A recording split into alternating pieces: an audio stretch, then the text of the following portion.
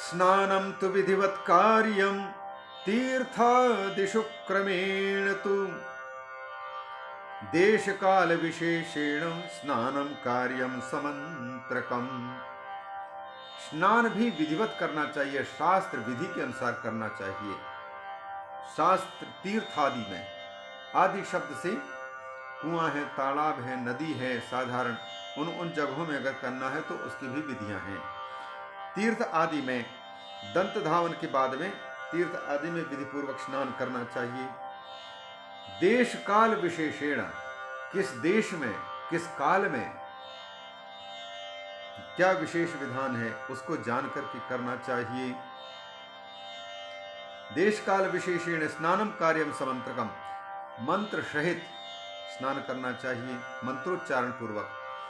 और मंत्रोच्चारण पूर्वक कहाँ कैसे स्नान करना चाहिए इसकी भी विधि बताएंगे। आचम्य प्रथमम तत्र, स्नान करना है तो पहले आचमन, धौत वस्त्राणि धारयेत्, स्नान कर लिया तो स्नान के बाद में धौत वस्त्र धारण करना है तो फिर आचमन करके इसके बाद फिर धुला हुआ वस्त्र, नया वस्त्र फिर धारण करो। एकांते सुस्थले स्थित्वा संध्या विधिमथाचरेत्, क्योंकि ये संक्षेप में भगवान ब्रह्मा जी कह चुके हैं कि विस्तार से कहने में तो सैकड़ों वर्षों में नहीं कहा जा सकता, इसलिए संक्षेपात। एकांते सुस्थले स्थित्वा, पूजन करना है अब तो एकांत जगह देखो जहां पर कोई व्यक्ति बातचीत करने वाला नहीं हो, ऐसे एकांत स्थान पर और अच्छी जगह पर बैठ करके फिर संध्या विधि करनी चाहिए। एकांते सुस्थले स्थित्वा संध्या विधिमथाचरेत्, यथा योग्यम विधिम कृत्वा पूजा विधिमथाचरेत्। इसके बाद ये सारी विधियां करने के, स्नान आदि से लेकर सब कुछ करने के बाद फिर पूजा का विधान प्रारंभ करना चाहिए। मनस्तु सुस्थिरम कृत्वा पूजागारम प्रविश्य च, मन को चित्त को स्थिर रखना चाहिए। और चित्त की स्थिरता की दृष्टि से आज तो मोबाइल फोन है तो चित्त का स्थिर होना तो मुश्किल ही है, हर पल किसी न किसी का फोन आना है। पूजा करने वाला व्यक्ति या तो फ्लाइट मोड में रख दे या तो फिर उसको स्विच ऑफ करके रख दे, तभी वो पूजा करे तो निश्चिंत होकर के कर सकता है। क्योंकि किसी का फोन आया तो फोन तो उठाओगे ही, और पूजा के समय पर यदि किसी से बातचीत कर रहे हैं तो यह पूजा खंडित पूजा हो गई, अखंड पूजा नहीं हुई। और भगवान की पूजा को प्रधानता न देकर के संसार के व्यक्ति के साथ बातचीत करने का अपराध लगता है, इसलिए यह पूजा निष्फल जाएगी। इस पूजा का फल मिलेगा नहीं, मिलेगा तो बहुत विलंब से होगा। और व्यक्ति चाहता है तुरंत फल पाना चाहता है और शास्त्र की विधि का अनुसरण नहीं करता है, तो उसको कैसे शीघ्र फल की प्राप्ति हो सकती है। अतः मन को सुस्थिर करके पूजागारम प्रविश्य, पूजा मंदिर में प्रवेश करके पूजा करनी चाहिए। यथा योग्यम विधिम कृत्वा पूजा विधिमधारभेत, मनस्तु सुस्थिरम कृत्वा पूजागारम प्रविश्य च। अब पूजा करने की भी विधि है, कैसे? पूजा विधिम समादाय श्वासनेषु उपविश्य च, पहले पूजन की सामग्री लो, पूजन की सामग्री लेकर के और सुंदर आसन पर बैठ जाओ। न्यासादिकम विधाय आदौ, अपवित्र पवित्रो व कर लो, यद्यपि स्नान करके आए हैं आचमन आदि भी कर लो।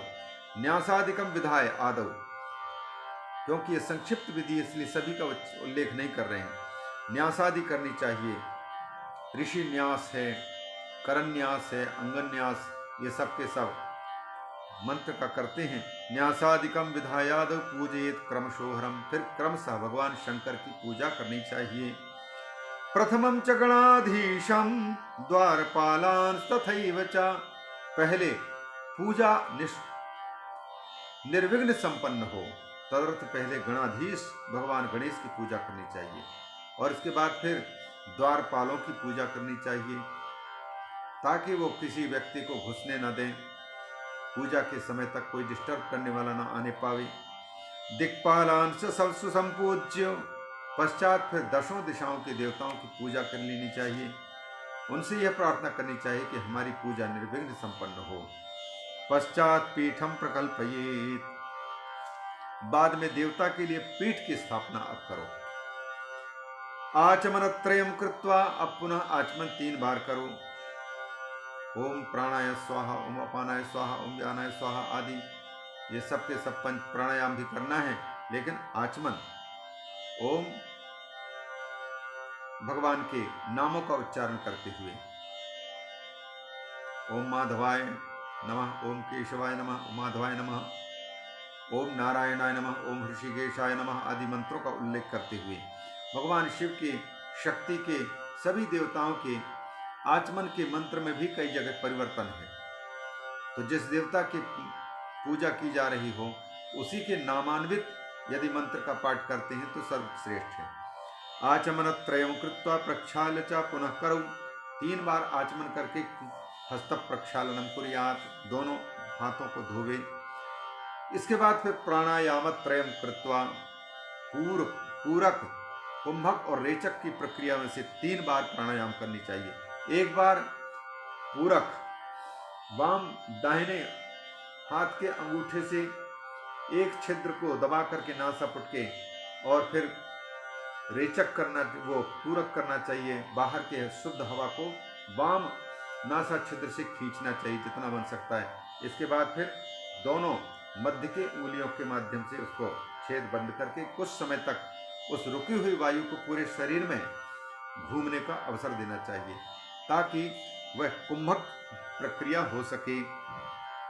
फिर रेचन करना चाहिए।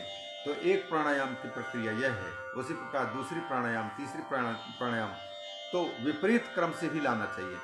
पूर्व कुंभक रेच की प्रक्रिया से प्राणायाम त्रयम कृत्वा मध्ये ध्यायेच्च त्र्यंबकम, और बीच बीच में भगवान शंकर का भी, त्रिनेत्रधारी भगवान शिव का किस प्रकार से ध्यान करना चाहिए। पंचवक्त्रम दशभुजम शुद्ध स्फटिक सन्निभम सर्वाभरण संयुक्तम व्याघ्र चरमोत्तरीयकम। भगवान शिव पंचमुख वाले हैं, 10 भुजाएं हैं, शुद्ध स्फटिक के समान गौर वर्ण के हैं, सारे आभूषणों से युक्त हैं, व्याघ्र चरमोत्तरीयकम, व्याघ्र चर्म धारण किए हुए हैं और उत्तरीय भी ओढ़े भी हुए हैं। तस्य सारूप्यताम कृत्वा, तस्य सारूप्यताम स्मृत्वा दहेत पापम नरः सदा शिवम ततः समुत्थाय पूजयेत परमेश्वरम। भगवान के सारूप्य का स्मरण करते हुए सब पापों का दहन करना चाहिए और शिव को फिर स्मरण करते हुए फिर उठ करके पूजा, परमेश्वर की पूजा करनी चाहिए। उस विधान को हम नेक्स्ट वीडियो में कहने जा रहे हैं। बोलिए शंकर भगवान की जय।